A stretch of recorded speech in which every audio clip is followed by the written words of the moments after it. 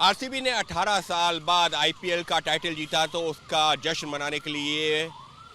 कर्नाटक की राजधानी बेंगलोर में बड़े इंतजाम किए गए थे। हालांकि पुलिस और प्रशासन ने विक्ट्री परेड निकालने से मना कर दिया था, लेकिन उसके बावजूद यहां पर हजारों लाखों की संख्या में लोग जुटे और उसके बाद जो कुछ हुआ वो तस्वीरें सब कुछ बयां कर रही हैं। घटना के करीबन अब 14-15 घंटों बाद किस तरीके की तस्वीरें हैं ये देखिए। इस वक्त हम मौजूद हैं चिन्नास्वामी स्टेडियम के ठीक बाहर, जहां पर इस वक्त जो है हजारों की संख्या में हर एक गेट के बाहर कुछ इस तरीके से जूते चप्पल पड़े हुए नजर आ रहे हैं, जो बता रहा है कि उस दौरान यहाँ पर क्या हालात थे। स्टेडियम के अंदर सिर्फ करीबन 35,000 लोगों के आने की अनुमति थी, लेकिन स्टेडियम के बाहर हजारों नहीं लाखों की संख्या में लोग जुट गए थे। विधान सौदा से लेकर के यहाँ चिन्नास्वामी स्टेडियम तक जो करीबन 1 से 1.5 किलोमीटर की दूरी है, हजारों नहीं लाखों की संख्या में लोग सड़कों पर जो है मौजूद थे और इंतजार कर रहे थे कि एक बार कैसे भी हो जो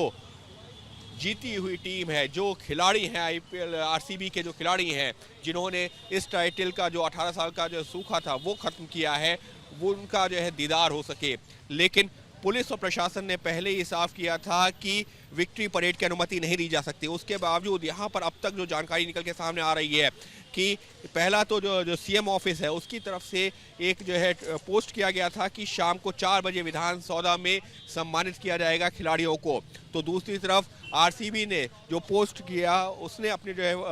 जो सोशल मीडिया प्लेटफॉर्म पर जानकारी दी कि यहाँ पर यानी कि चिन्नास्वामी स्टेडियम के भीतर भी सेलिब्रेशन होगा और वो जो है फ्री एंट्री होगी, फ्री पासेस जारी किए जाएंगे करीबन 35,000 लोगों को। और इसी के चलते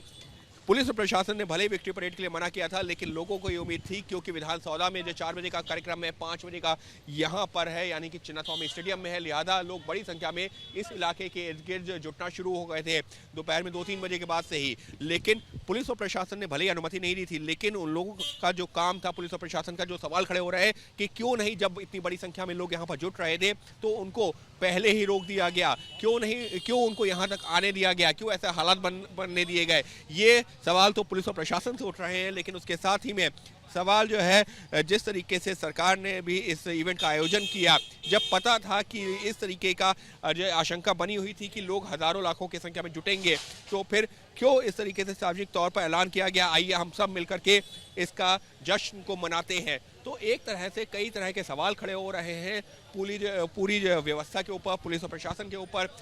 जिस तरीके से सरकार ने ऐलान किया तो कई तरह के सवाल यही है कि अगर आपको आशंका थी कि हजारों लाखों लोग जुट सकते हैं तो उस तरह के इंतजाम क्यों नहीं किए गए, और अगर इंतजाम नहीं किए जाने थे तो फिर इतने लोगों को एक जगह पर एक जैसे में दायरे में जुटने की अनुमति या उनको यहाँ तक पहुँचने की अनुमति दी ही क्यों गई। लेकिन इस सबके बीच में अब तक दर्जनों लोग ऐसे हैं जो अस्पताल में भर्ती हैं और अब तक 11 लोगों की मौत हो चुकी है, जो आधिकारिक जानकारी सामने आ रही है। सवाल अपने आप में कई हैं, लेकिन सबके बीच में बेंगलोर में हो चुका है एक बड़ा हादसा, जश्न जो कि मातम में तब्दील हो रहा है। सहयोगी कैमरा पर्सन राजेश कुमार के साथ Ankit Gupta, ABP news, Bengaluru. For exclusive and insightful videos, subscribe to our new channel ABP Live Premium.